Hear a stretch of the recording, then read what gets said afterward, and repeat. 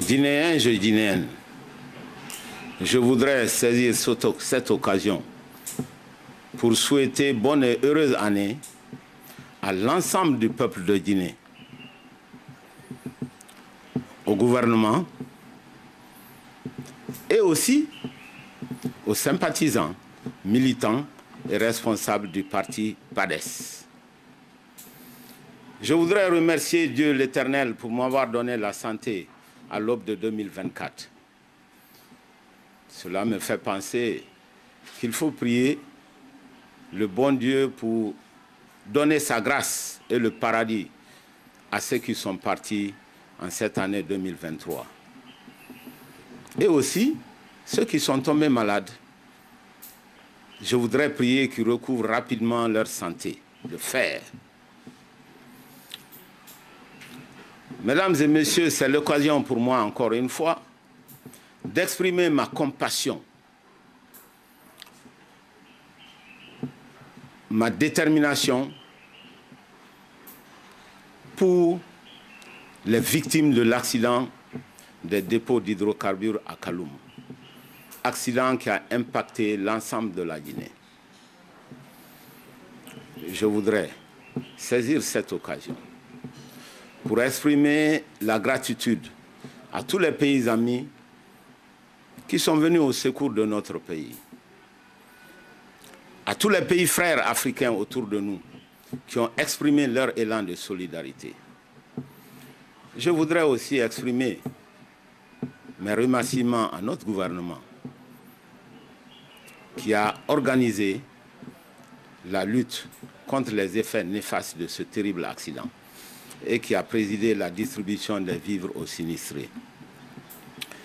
Mais c'est l'occasion pour moi de dire ma satisfaction pour l'avenir à cause de la mobilisation extraordinaire de la jeunesse de Guinée. Les jeunes de Guinée ont exprimé leur élan de solidarité, leur énergie et surtout, ils ont exprimé leur patriotisme. Mesdames et messieurs,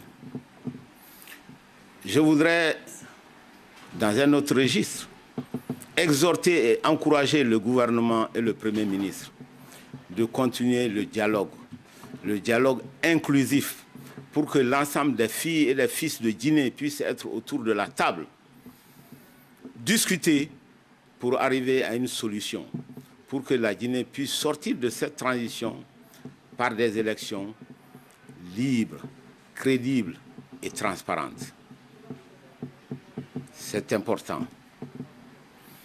Je rappelle encore une fois que la Guinée n'est pas un pays en retard sur le plan politique. Et d'ailleurs, les précurseurs, c'est eux qui ont donné l'indépendance à ce pays. C'est eux qui ont tracé le chemin de l'honneur et de la dignité pour tous les autres pays africains. Le retard de la Guinée, il est économique. Car nous sommes aussi, jusqu'à présent, parmi les 10 pays les plus pauvres de la Terre. Alors, comment lever ce paradoxe d'un pays potentiellement très riche et en réalité très pauvre? D'abord, pourquoi? Parce que d'abord, ce pays a eu l'indépendance dans des conditions chaotiques très difficiles. La Guinée a fait l'objet d'un blocus politique, économique, financier, diplomatique. C'est de ces conséquences dont on a parlé en 1958. Ça nous a poussé vers un socialisme qui a échoué partout dans le monde. Donc depuis 65 ans, notre pays est ballotté entre un socialisme tropical qui porte en lui-même les germes de l'échec de la collectivisation, un libéralisme débridé et une gestion économique irresponsable et corrompue. Corruption basée sur l'exploitation massive de la bauxite, sans aucune transformation.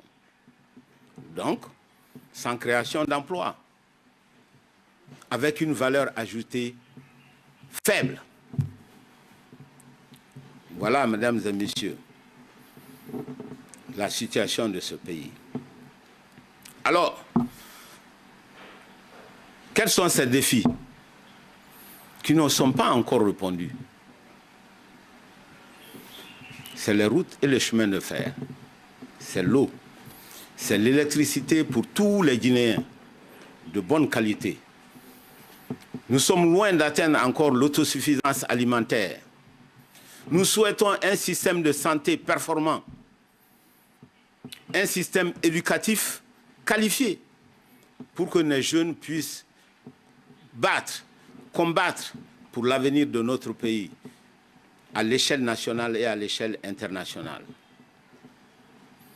Alors, mesdames et messieurs, comment on peut lever un tel paradoxe? Comment nous pouvons répondre aux défis majeurs de ce pays? La réponse est très simple. Il faut une gouvernance qui soit à la fois intègre et qualifiée. Donc je prie le bon Dieu de donner la sagesse à nos jeunes dirigeants actuels pour que nous puissions traverser cette transition et que le navire guinéen arrive à bon port. Que Dieu, l'Éternel, le Tout-Puissant, sauve la Guinée. Que Dieu bénisse la Guinée et les Guinéens. Je vous remercie.